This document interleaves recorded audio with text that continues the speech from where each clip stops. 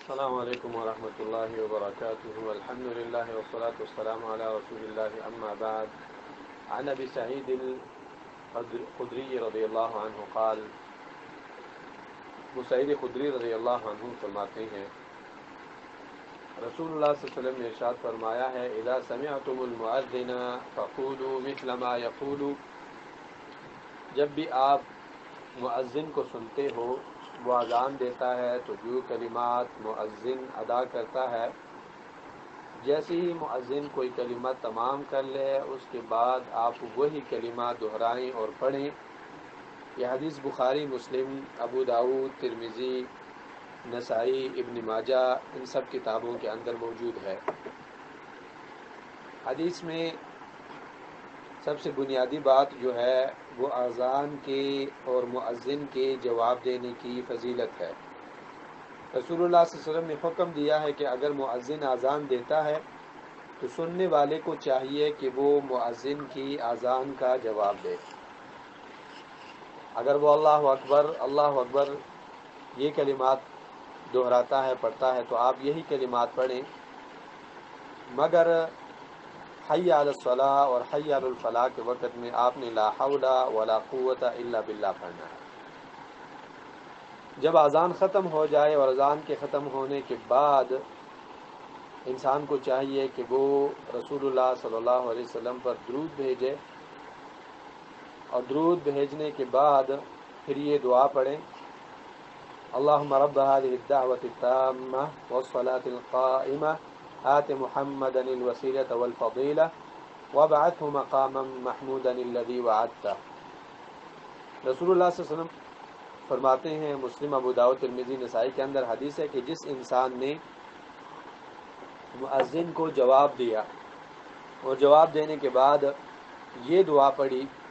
حلت لہ الشفاعہ، اس انسان کے لیے رسول اللہ صلی اللہ علیہ وسلم کی شفاعت جائز ہو گئی، آپ صلی اللہ علیہ وسلم اس کے لیے شفاعت کریں گے۔ اور عمر بن خطاب کی حدیث ہے، مسلم، ابو داؤد، نسائی کے اندر ہے کہ جس انسان نے مؤذن کو جواب دیا اور ثم قال لا الہ الا اللہ، قال لا الہ الا اللہ، پھر مؤذن ظاہر بات آخر میں یہی کلمات دہراتے ہیں کہ لا الہ الا اللہ، جواب میں جواب دینے والے نے بھی لا الہ الا اللہ کہا، من قلبہ، اپنے دل کے اخلاص اور ارادے سے، دخل الجنہ، یہ انسان جنت میں داخل ہو جائے گا۔ پہلے حدیث میں یہ بات ہے کہ جو آدمی مؤذن کو جواب دیتا ہے اس کے لیے شفاعت لازم ہے، دوسری حدیث میں یہ ہے کہ اس کے لیے یہ انسان جو ہے جنت میں داخل ہو جائے گا۔ اس طرح ابن حبان کے اندر حدیث ہے اور امام حاکم رحمہ اللہ نے بھی حدیث ذکر کی ہے، صحیح سند والی ہے، کہ رسول اللہ صلی اللہ علیہ وسلم نے ارشاد فرمایا ہے کہ من قال مثل ما قال هذا، جس نے بھی بلال رضی اللہ عنہ کو اسی کی اذان کی طرح جواب دیا، یقیناً دخل الجنہ، اور اس اذان کے کلمات پر وہ یقین رکھتا ہو تو یہ انسان جنت میں داخل ہو جائے گا۔ اور عبداللہ بن عمرو بن العاص رضی اللہ عنہ کی حدیث ابو داؤد، نسائی، ابن حبان کے اندر ہے، جس میں رسول اللہ صلی اللہ علیہ وسلم نے ارشاد فرمایا ہے کہ جب بھی انسان مؤذن کو جواب دے اور اذان دینے کے بعد وہ اللہ تعالیٰ سے دعا مانگے تو اس کی دعا قبول کی جائے گی۔ تو چوتھی فضیلت اذان کی جواب دینے کی یہ ہے کہ یہ من اوقات استجابت الدعا میں ہے، کہ اس کے بعد اگر ایک آدمی اللہ تعالیٰ سے دعا مانگتا ہے تو اس انسان کی دعا قبول ہو جاتی ہے۔ تو اس بنا پر مؤذن کو اذان دینا،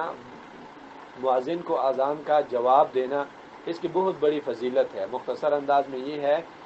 کہ ایک تو اس انسان کے لیے رسول اللہ صلی اللہ علیہ وسلم کی شفاعت لازم ہو جاتی ہے، اور دوسرے نمبر پر اگر سچے دل سے ایک انسان لا الہ الا اللہ کا اقرار کرتا ہے تو جنت میں داخل ہو جائے گا، اور تیسری فضیلت یہ ہے کہ اگر ایک آدمی